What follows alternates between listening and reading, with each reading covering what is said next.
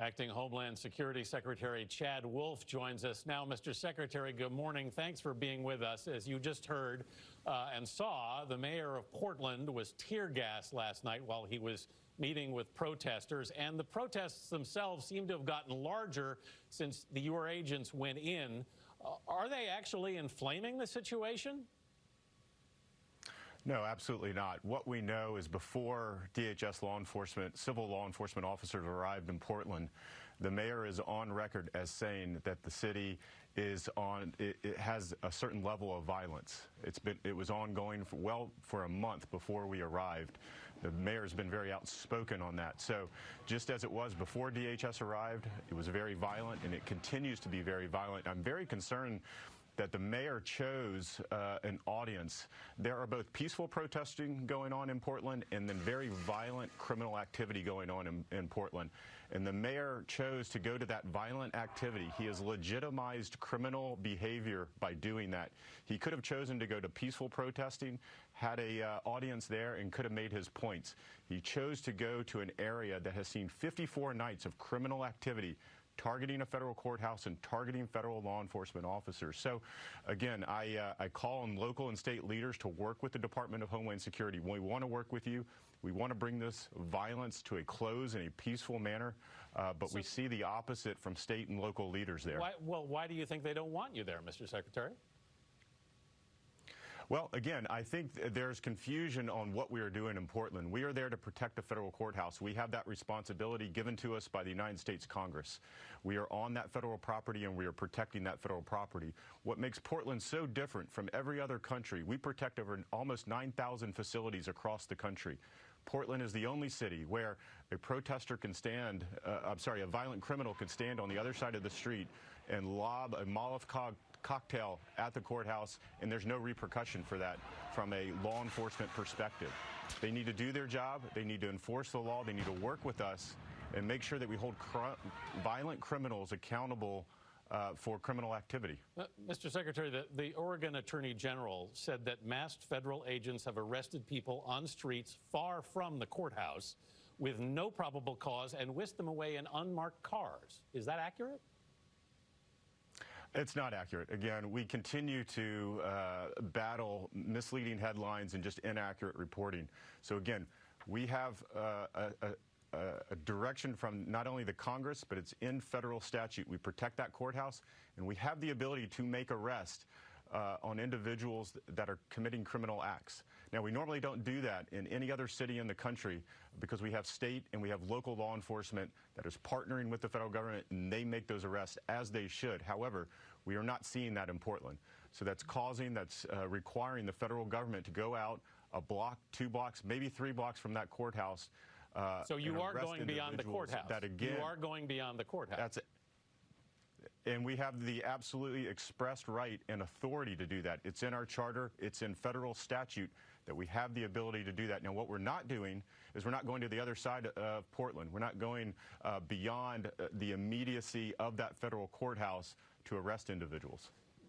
But, Mr. Secretary, a dozen mayors of major cities in this country have called this an abuse of power.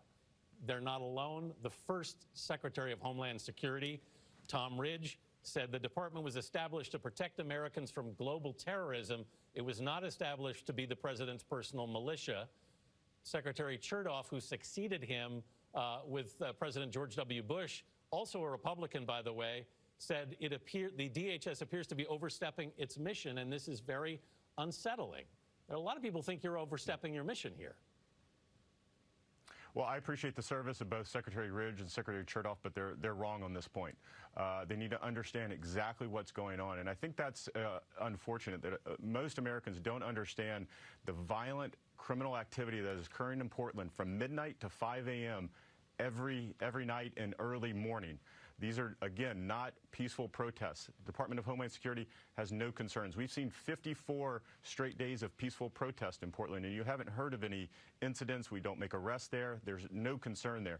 It's this violent activity. We have, over last night, 2,000 individuals showing up in black, all black, wearing masks, having incendiary devices, fireworks, lobbing that at law enforcement officers.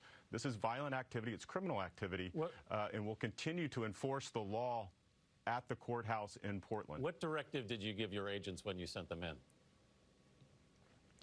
They had the same directive from the Federal Protective Service, which is the service within the department that protects over those 9,000 federal facilities across the country.